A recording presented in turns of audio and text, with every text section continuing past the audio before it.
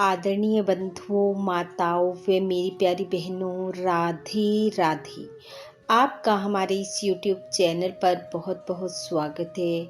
बंधुओं, आज हम इस वीडियो में कार्तिक महात्म का 15वां अध्याय सुनेंगे, जिसे सुनने सुनाने से कार्तिक के ठाकुर जी की कृपा से मनुष्य की सभी मनोकामनाएं पूर्ण होती हैं। मनुष्य अपने शत्रुओं पर विजय प्राप्त करता है। वह मन में चल रहा अकारण भय समाप्त होता है। महात्म सुनने के बाद यदि आप हमारे चैनल पर नए हैं तो कृपया हमारे चैनल को सब्सक्राइब करें, बेल आइकन को प्रेस करें ताकि हमारी वीडियो की नोटिफिकेशन सबसे पहले आप तक पहुंचे। वीडियो को शेयर व लाइक भी जरूर करें। तो आइए सुनते हैं आज की कथा। जलंधर द्वारा भगवान शिव का रूप बनाकर पार्वती जी के पास जाना। नारद जी बोले, हे राजा पृथु, शिवजी के गण वीरभद्र को भूमि पर गिरा हुआ देखकर भयभीत होकर रणभूमि को छोड़कर हाहाकार करते हुए भगवान शिव के पास गए। तब भगवान शिव भागते हुए गणों का कोलाहल सुनकर तथा उनको साथ लेकर बैल पर चढ़कर हंसते हुए संग्राम भूमि में आए।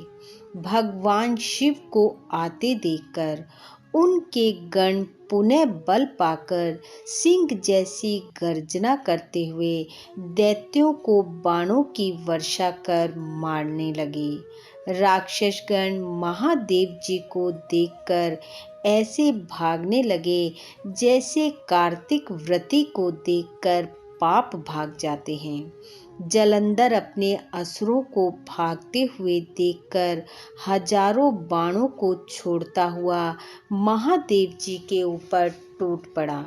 शुंभ निशुंभ अश्वमुख कालनेमी बलाहक खड्गरोमा प्रचंड घसमर आदि असुर भी भगवान शिव के ऊपर झपटे।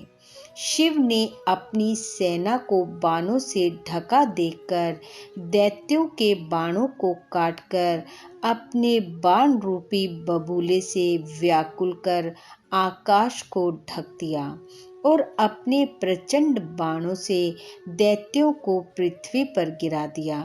फिर क्रोध करके फरसा से खड्ग रोमा का सिर काट दिया और खटवांग से बलाहक दैत्य के सिर के टुकड़े टुकड़े कर दिए। घसमर दैत्य को फांसे से बांधकर भूमि पर गिरा दिया। बैल के सिंग से मारे गए असुर युद्ध छोड़कर ऐसे भागे जैसे सिंह द्वारा मारे गए हाथी। फिर क्रोधा आतुर जलंधर ने वज्र के समान शब्दों से युद्ध में भगवान शिव को ललकारा और उनसे कहा, हे जटाधर, आज मेरे साथ युद्ध करो। इन निर्बलों को मारने से क्या होगा? यदि तुम में कुछ बल है तो मुझे दिखलाओ। नारद जी बोले, यह कहकर जलंधर ने महादेव जी पर 10 बाण छोड़े। महादेव जी ने हंसकर अपने बाणों से उसके बाणों को बीच में ही काट दिया। फिर 7 बाणों से उसके घोड़े, छत्र और धनुष काट दिए। यह देख जलंधर गदा लेकर दौड़ा। भगवान शिव ने उसकी गदा के भी 2 टुकड़े कर दिए। अब तो क्रोध के मारे जलंधर भगवान शिव पर घूंसा तान कर प्रहार करने लगा। इस प्रकार उसे आते देख शिव ने बाण मारकर उसे 1 कोस दूर फेंक दिया। तदुपरांत जलंधर ने भगवान शिव को अधिक बली समझकर उनको मोहित करने वाली गंधर्वी माया रची। गंधर्व और अप्सराएं नाचने और गाने लगे। मृदंग, बंसी, ताल आदि बजने लगे। अब तो इस महानाद को सुनकर महादेव जी मोहित हो गए। उनके हाथ से शस्त्र गिर गए, वह सब कुछ भूल गए, कुछ भी उन्हें ज्ञान न रहा। तब जलंधर नृत्य गान में महादेव जी को मोहित देख कामंद होकर जहाँ पार्वती जी थी उनके पास चल दिया। संग्राम में शुंभ निशुंभ को छोड़ 10 भुजा 5 मुख 3 नेत्र और जटाओं को धारण करके शिव का रूप बनाकर बैल पर बैठकर वह पार्वती जी के पास गया। जब पार्वती जी ने रुद्र को आया देखा तो सखियों के बीच से उठकर उनके दर्शनों के लिए आई। जब उसने सर्वांग सुंदरी पार्वती को देखा तो वह जड़ बन गया। तब गोरी उसे दैत्य जानकर भयभीत हो गई और छिपकर शीघ्र ही उत्तर दिशा में मानसरोवर की ओर चली गई। बिजली की चमक की तरह दीप्तिवान पार्वती को वहां ना देखकर जलंधर पुनः युद्ध भूमि में भगवान शिव के पास आ गया। उधर पार्वती जी ने मन ही मन में डरकर भगवान विष्णु का स्मरण किया। स्मरण करते ही वहां विष्णु जी प्रकट हो गए।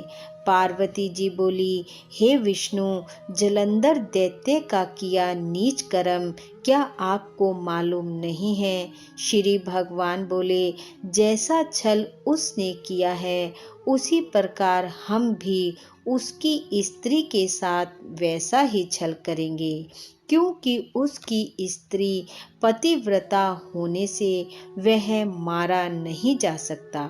नारद जी बोले, इधर भगवान विष्णु यह कहकर जलंधर के पुर को गए और उधर रुद्र गंधर्व आदि के साथ युद्ध भूमि में स्थित रहे। जब दैत्य की माया को अंतर ध्यान हुई समझ शिवजी को बोध हुआ, तब महादेव ने क्रोध युक्त जलंधर पर चढ़ाई कर दी। तब उस दैत्य ने शिवजी को बाणों की वर्षा से ढक दिया। इति कार्तिक महत्तम 15वां अध्याय समाप्त। बोलो विष्णु भगवान की जय। बंधुओं, भगवान श्री हरि की कृपा आप व आपके परिवार पर सदैव बनी रहे। आपका घर आंगन खुशियों से महकता रहे। इन्हीं शुभकामनाओं के साथ आप सबका बहुत बहुत धन्यवाद। राधे राधे।